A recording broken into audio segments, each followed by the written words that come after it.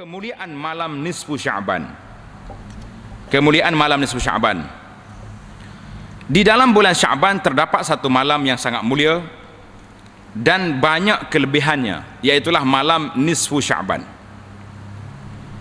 Diterangkan dalam hadis ini disebut oleh diriwayat oleh Imam Al-Baihaqi, dan kebanyakan ulama mengatakan hadis ini tidak kuat, hadis ini dhaif, hadis ini lemah. Iaitulah an Aisyah radhiyallahu anha anin Nabi sallallahu alaihi wasallam qal hal tadrina ma fi hadhihi al-lailah, yakni al-lailati min nisfi Sya'ban.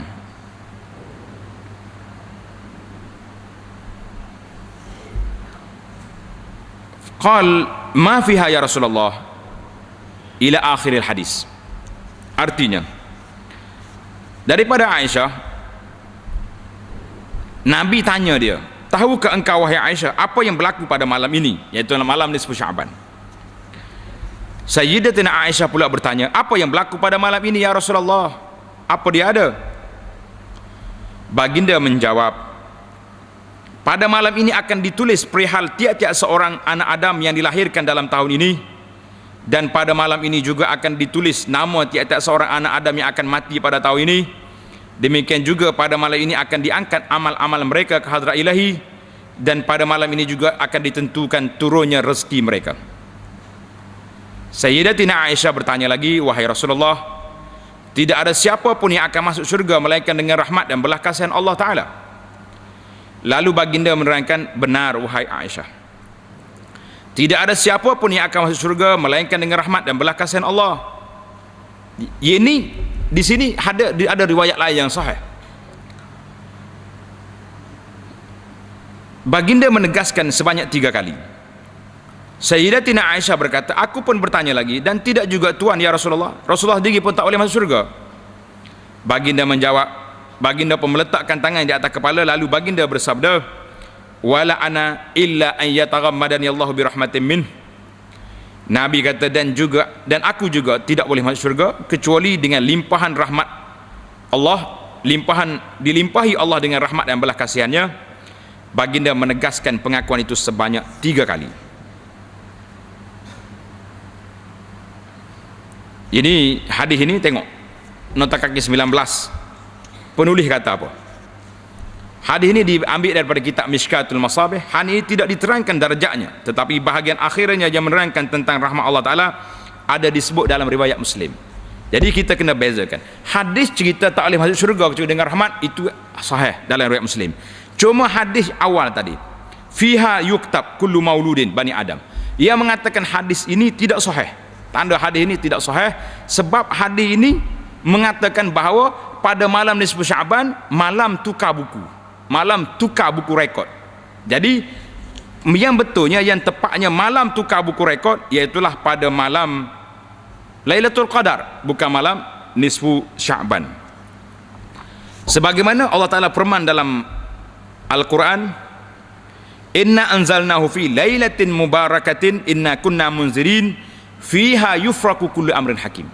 Pada malam itu diputuskan segala perkara. Maknanya ditulis kebaikan orang ni, ditulis kelebihan ni.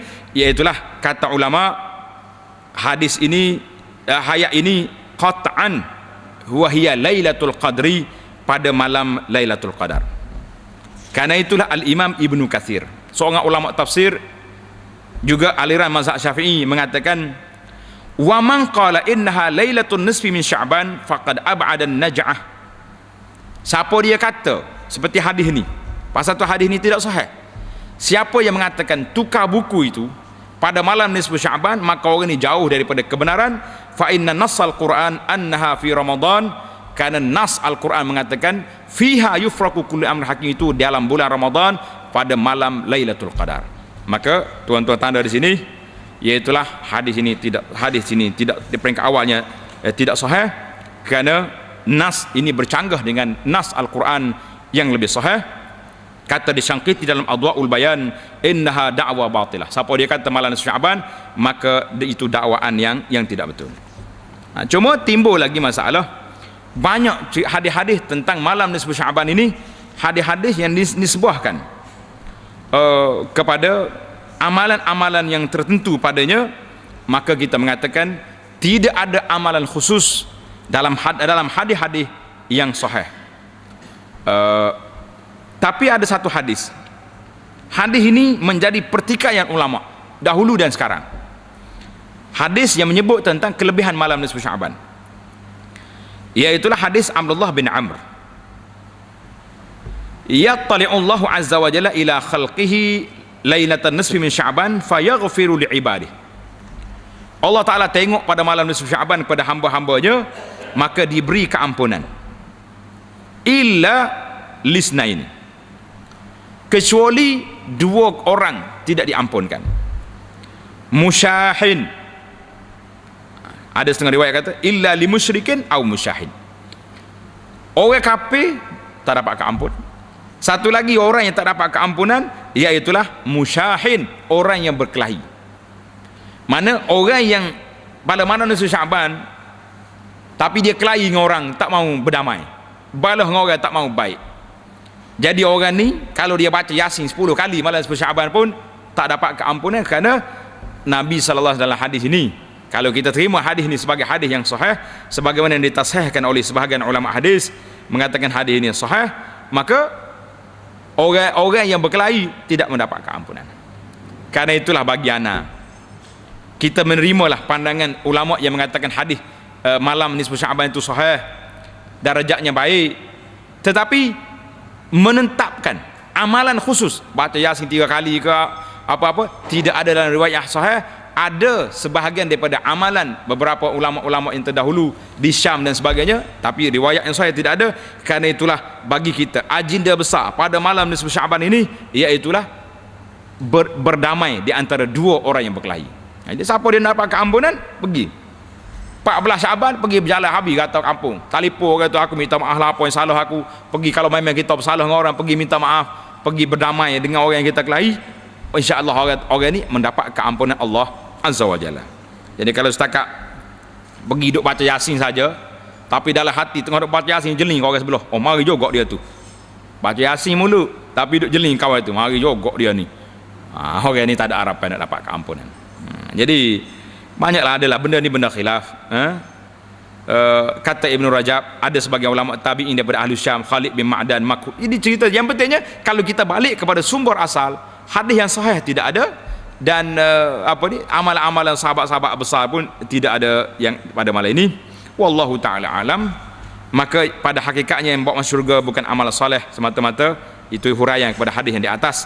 Maka tamatlah perbincangan kita tentang kelebihan puasa sunat yang sahih daripada Nabi sallallahu alaihi wasallam, dan juga beberapa perbincangan yang berkaitan dengannya seperti malam nisfu Sya'ban dan sebagainya.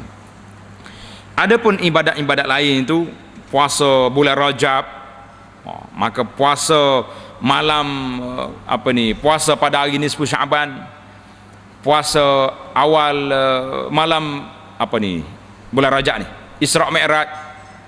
Jadi semua tidak ada riwayat-riwayat yang sahih. Jadi memadailah kita berpegang dengan riwayat yang sahih yang warid daripada Nabi sallallahu alaihi wasallam, cukup. Alhamdulillah, beramalah dengan sunnah yang ada ini.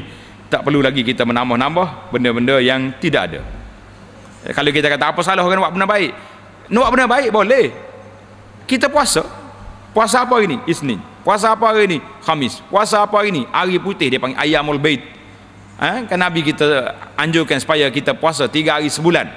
Jadi itulah puasa pada hari cerah, hari 13, 14, 15. Itu puasa yang baik yang kita buat. Jadi jangan duk cari benda-benda yang tidak ada fakta.